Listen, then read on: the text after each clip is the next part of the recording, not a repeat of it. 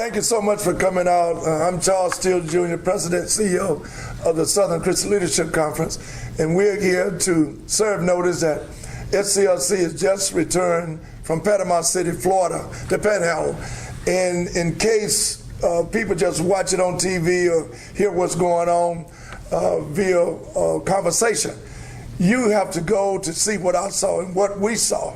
5 of us that went down day before yesterday to understand the urgency and to hear the fact that poor people are really, and that's what we're about, the Poor People Campaign.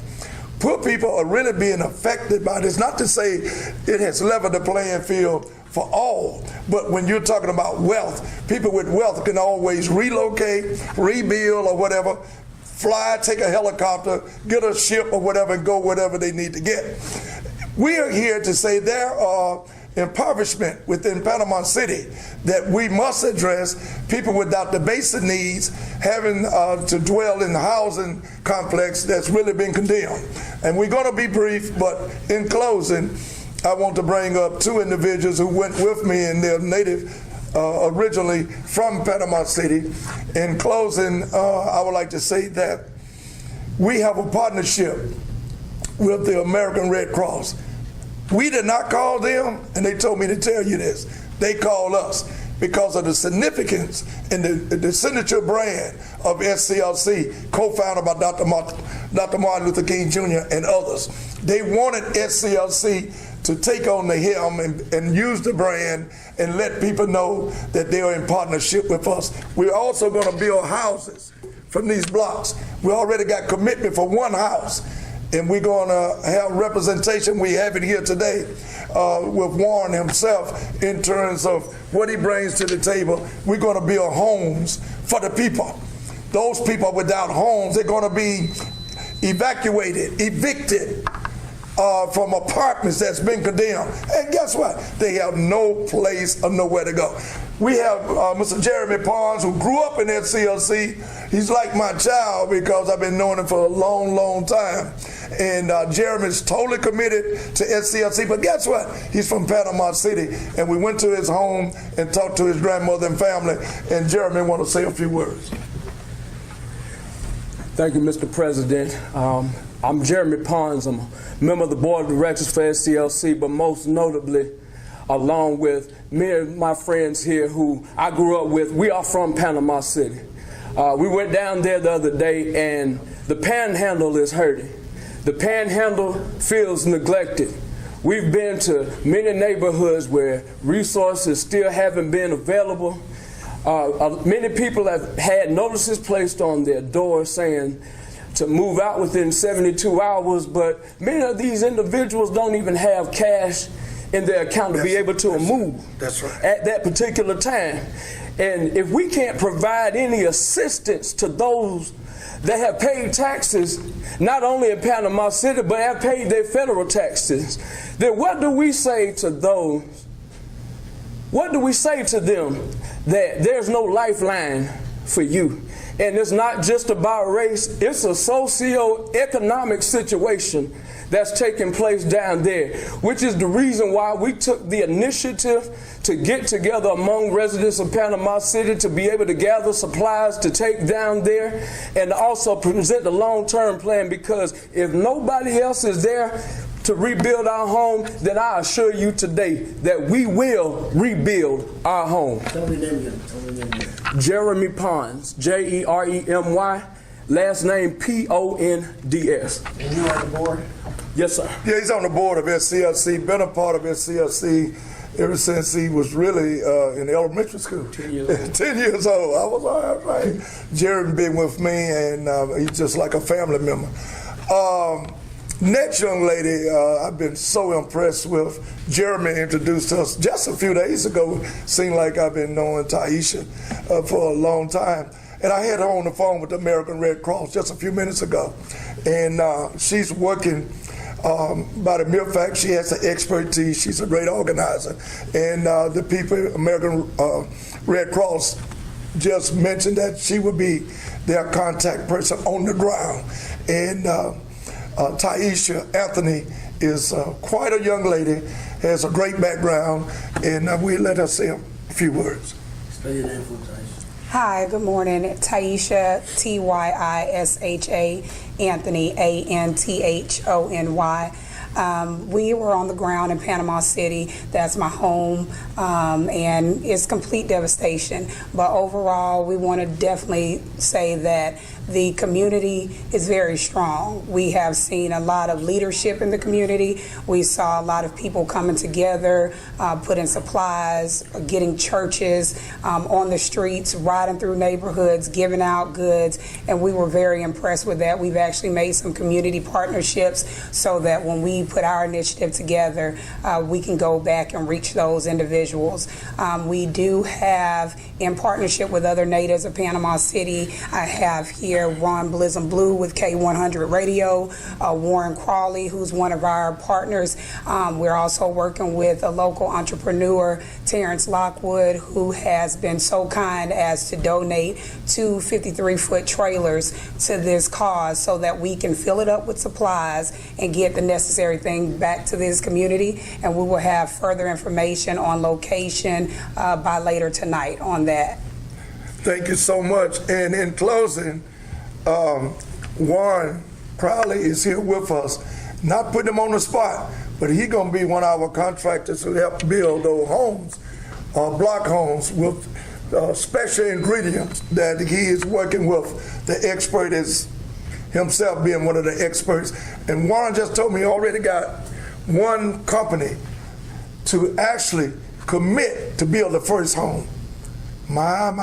The first home in Panama City. And he's going to pick up the check after this conference, and I'm going to be right behind him. Warren, say a couple words, please. Good afternoon. My name is Warren Crawley, and I am the owner of Greenwood Global, and we are in the process of bringing a manufacturing plant, earth-friendly building materials. You can go to the website, efbm.com. Earth-friendly building materials is a company that's been around for over 20 years. Our houses can withstand a Cat 5 hurricane. So I was tapped by a good friend of mine who's also a native of Panama, and she brought me here to help with the Poor People's Campaign, so that we can go into Panama City and help the distressed people down there who have no place to go and may be forced out. That's right. So I made a commitment. I have a lot of connections with movie producers. Matter of fact, one of my cousins, he has a show called Family Time. He's actually committed. I briefly spoke with him this morning prior to coming here. I couldn't talk to him yesterday, he's in the studio.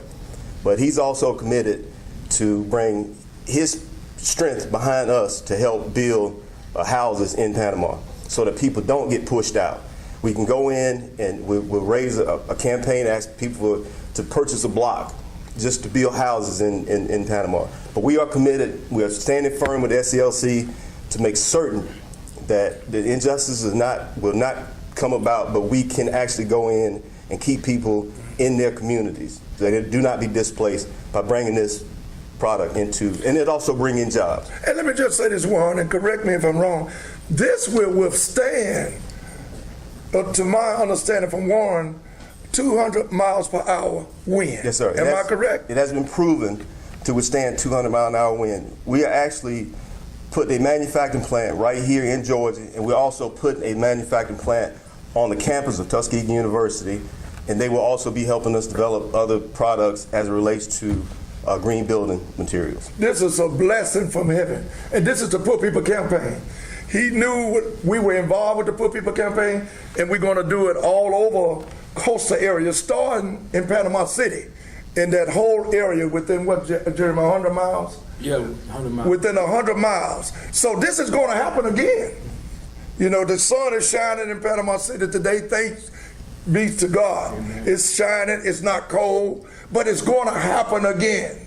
And we're saying we're going to be prepared because that's what God wants us to do. So we open up now for questions.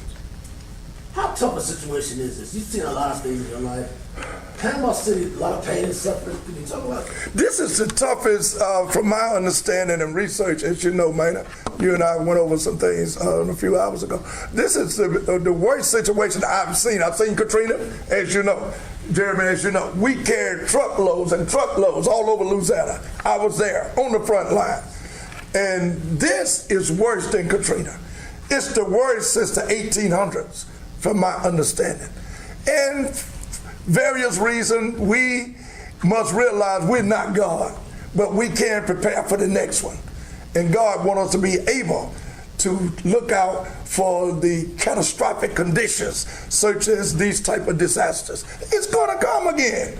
Who knows when? But we're going to be ready and trying to reconstruct for poor people.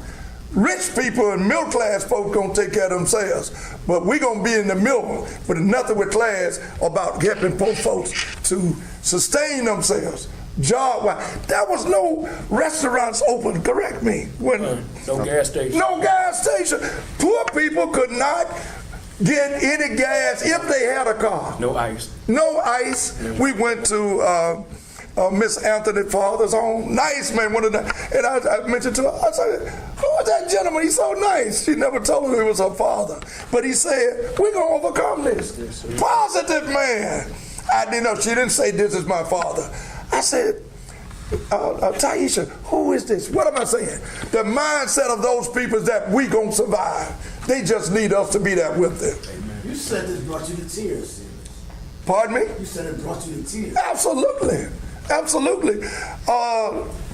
Ms. Anthony, I hate to keep bragging on her, but we drove into this, I want her to respond to it, but it's true. We drove into, she had over the last few days, 8 or 9 people in her home. And man, you know where I am about helping folks. It just touched my heart. This lady going all out of the way and got all the responsibilities as any other family person would have. But we drove into this apartment complex.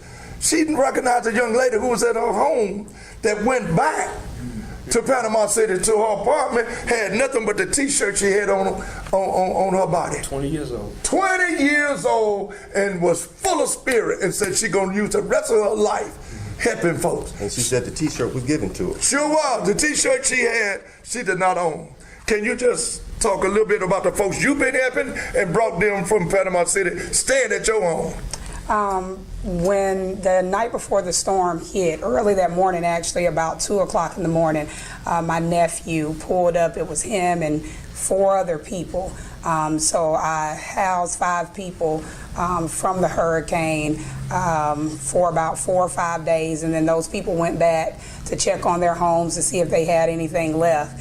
And then since that time, as of last night, I had about 18 people at my house, and we have different family members and friends. Ron here has got people at his house, so we've got multiple people that are natives that are up here in Atlanta that are just opening up our doors to as many people as possible. You know, for me, it's just like, however many people we can get in here, we'll get it in here. People are making pallets on the floor, but at least they know that they're safe. No one's going to break in. You know, they've got running water, running lights, you know, food to eat. So, you know, it's just my obligation. You know, with great reward comes great responsibility. And it's my obligation to give back to my community in any way that I can. And in close, I'll be remiss. It's the last comment. Next to that, last comment. Jeremy's grandmother, we went to her house, and we went to Taisha's father's home. Talking about spirit lift. We coming to help them, they helped us. I said, how can they be like this and they just lost everything? And God bless your grandmother's house. 81 years old. 81 years old. And she just started singing, you know, talking about sending my timber up. Can she sing? You know, she said, I ain't just waiting tonight. My timber been going up. So these are the, and we can learn from these experiences. We can come back and train folks all over the world just by the spirit that they have.